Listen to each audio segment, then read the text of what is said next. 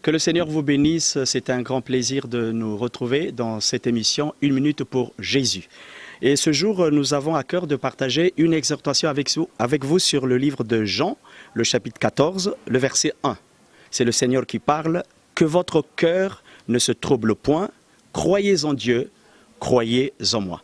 En fait, de quoi il s'agit? Il y a une exhortation que le Seigneur était en train de donner à ses disciples, mais une exhortation relative à son départ au ciel. Et en s'adressant aux disciples, les cœurs donc de ces disciples étaient troublés.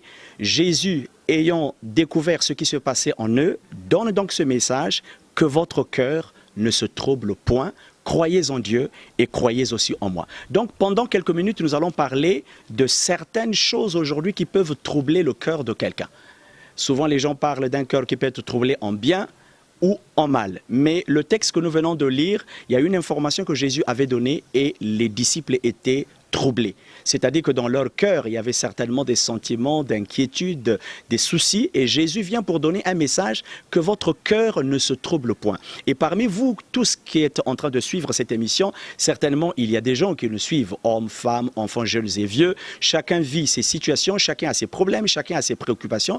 Et il arrive aujourd'hui, avec tout ce que nous vivons, que ce soit dans nos familles, dans nos lieux de travail, dans nos églises, il arrive que certaines informations viennent créer, pour ne pas dire susciter en soi des soucis, des inquiétudes, et on a des gens qui sont troublés, qui s'inquiètent sur beaucoup de choses, et souvent on se pose la question de savoir: mais qu'est-ce que je dois faire pour que mon cœur ne soit pas troublé? Jésus nous donne la réponse. Quand il dit que votre cœur ne se trouble point, il a toutes les raisons de le faire. Pourquoi? Parce que un cœur troublé, vous savez, quand le cœur est troublé, c'est difficile pour un homme ou une femme d'être équilibré, d'être fort, ou de travailler de façon je dirais, efficace. Parce que le cœur, quand il est troublé, je dirais, c'est toute votre personne qui est troublée. Quand le cœur, ça ne marche pas, on peut le sentir, on peut le constater dans votre langage, au niveau de votre regard, même au niveau de votre attitude, même au niveau de tout ce que vous allez faire. En fait, lorsque quelqu'un a le cœur troublé, je dirais qu'il y a des répercussions sur tout ce que vous faites.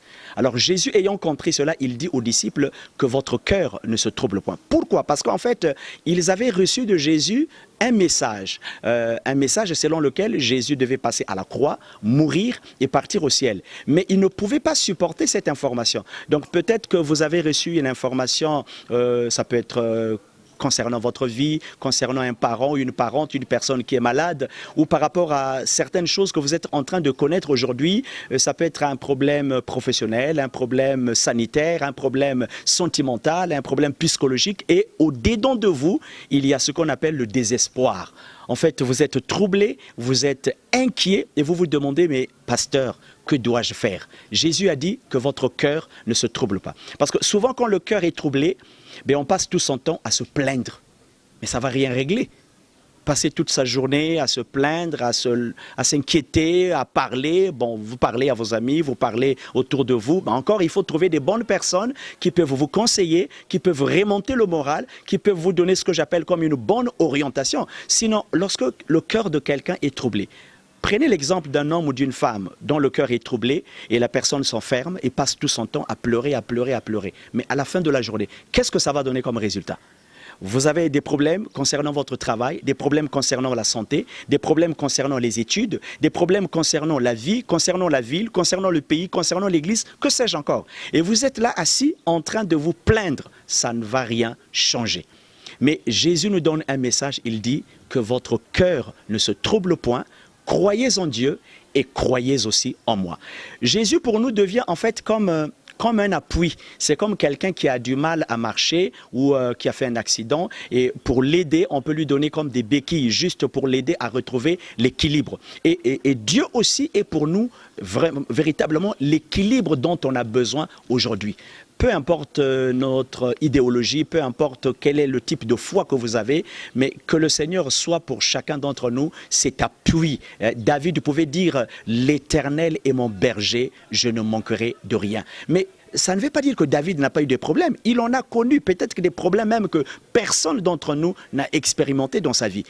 quoi qu'il était roi, il avait des moyens, il avait des gens autour de lui, mais David a souffert, David a été humilié, David a été rejeté, David a connu pas mal de choses dans sa vie. Mais un jour, il s'est permis de dire « L'Éternel est mon berger, je ne manquerai de rien ». Ça veut dire que la conclusion que David nous donne dans le psaume 23 pourrait être pour chacun d'entre nous aussi une parole qui doit être pour nous comme une sorte de fondation, de socle, de fondement pour dire « Seigneur, j'étais inquiet, j'étais troublé, je me demandais, Seigneur, qu'est-ce qui m'arrive? Mais à partir de cette exhortation que je viens de recevoir dans cette émission, 1 minute pour Jésus, je peux retrouver l'équilibre pour dire, Seigneur, au-delà de mes inquiétudes, au-delà de mes soucis, je reviens à toi parce que je sais qu'en toi, nous sommes plus que vainqueurs. En tout cas, que ces quelques moments d'exhortation viennent donner à chacun d'entre vous une sorte de tonus, d'encouragement pour ne pas passer tout votre temps à pleurer, à vous plaindre, mais à revenir tout simplement au Seigneur pour dire, Seigneur, je m'abandonne entièrement à toi. Et c'est le message que Jésus a donné. Voilà pourquoi il dit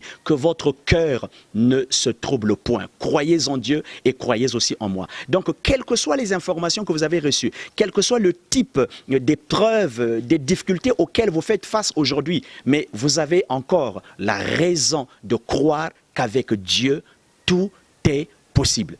Et sur cette exhortation, je reviens encore sur la suite, parce que quand Jésus dit que votre cœur ne se trouble point, croyez en Dieu et croyez en moi. Je rappelle à tous ceux qui nous rejoignent, peut-être vous n'avez pas fait attention, le texte que nous avons lu c'est Jean, le chapitre 14, le verset 1. Mais je prends le verset 2.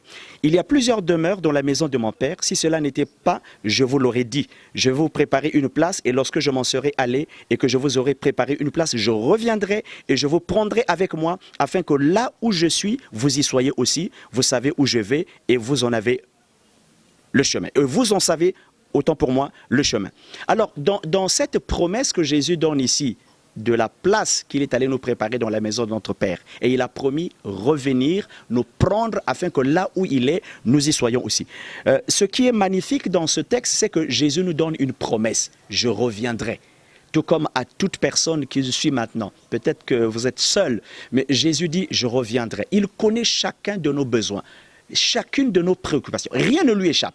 Même pendant que je suis en train de vous parler, peut-être vous dites, mais pasteur, oui, c'est vrai, vous parlez du cœur qui ne doit pas être troublé, mais vous ne connaissez pas ce que j'endure en ce moment, ce que je vis avec mes amis, mon mari, ma femme, mes enfants, ou que sais-je encore, mais c'est tellement fort, c'est tellement infernal que je me demande si Dieu me connaît. Parce que souvent, quand on traverse des moments difficiles, l'une des intentions, l'une des pensées majeures qui nous traversent, on se dit toujours, est-ce que Dieu me connaît toujours? Est-ce que Dieu ne m'a pas abandonné? Est-ce que Dieu ne m'a pas tourné le dos? Non, mais aujourd'hui, de la part de Dieu, je voudrais dire à quelqu'un, Dieu ne vous a pas tourné le dos. Même dans la nuit la plus sombre, il sait là où vous êtes, ce que vous traversez en ce moment. Et donc, je voudrais tout simplement vous encourager pour ne pas croire, peut-être que Dieu m'a abandonné. Non, il n'abandonne personne. C'est ce que la parole de Dieu nous enseigne. C'est vrai, quand on traverse des moments difficiles, c'est l'impression qu'on a que Dieu ne m'écoute plus. C'est comme si le ciel est fermé. J'essaie de prier, j'essaie de forcer, mais j'ai l'impression que Dieu ne m'entend pas. Mais je voudrais dire à quelqu'un, même quand vous pensez que Dieu ne vous entend pas, il vous entend très bien. Maintenant, qu'est-ce qui fait que parfois la réponse n'est pas spontanée, la réponse n'est pas, je dirais même rapide. Oui, mon cœur est troublé. Je veux bien que le Seigneur me sorte de ce désastre, de ce trou, de ce chaos, de cette situation si compliquée dans laquelle je me trouve. Mais le secret avec Dieu, c'est quoi? Le secret avec Dieu, c'est la foi. La foi, c'est cette confiance que l'on place en Dieu. Et tel que nous sommes en train de partager cette parole. Ça paraît simple. Mais c'est comme quand on va à l'hôpital, vous avez mal, vous allez voir un médecin et qui vous prescrit un traitement. Vous n'avez pas besoin de faire toutes les études scientifiques pour comprendre. Mais il vous dit tout simplement, quand vous repartez chez vous, prenez tel produit le matin, à midi et le soir. C'est un exercice assez facile. Mais quand vous vous exercez à le faire en suivant les instructions qui vous sont données, et à la fin, le résultat pourra être encourageant. C'est la même chose avec Dieu. Donc aujourd'hui, tel que nous sommes en train de parler, il n'y a qu'une seule chose que je vous demande. C'est avoir la foi, c'est-à-dire d'ouvrir votre cœur. Ce cœur meurtri, ce cœur blessé, ce cœur inquiet, ce cœur qui est en train, je dirais, comme de se déchirer à cause de toutes les situations de la vie. Mais dans cette émission, 1 minute pour Jésus. Je peux dire en 1 minute, Dieu peut faire pour vous ce que personne d'autre n'a réalisé. On n'a qu'une seule minute. Et pendant que nous parlons, alors que nous arrivons presque au terme de cette émission, une seule chose vous est demandée. C'est de dire à Jésus, Seigneur, je m'abandonne à toi. Que cette parole que je viens de recevoir, tirée de Jean 14, le verset 1, qui dit que votre cœur ne se trouble pas, mais au sortir, Seigneur, de cette émission, que véritablement je puisse recevoir de Dieu la paix, l'équilibre, la joie et la consolation. Voilà, bien-aimés, en quelques minutes, cette parole que nous tenions à partager avec vous. J'espère qu'elle vous a fait du bien dans cette émission. 1 minute pour Jésus, que le Seigneur vous bénisse, qu'il vous fortifie si vous êtes malade, qu'il vous guérisse, si vous êtes accablé, qu'il vous délivre et qu'il fasse de vous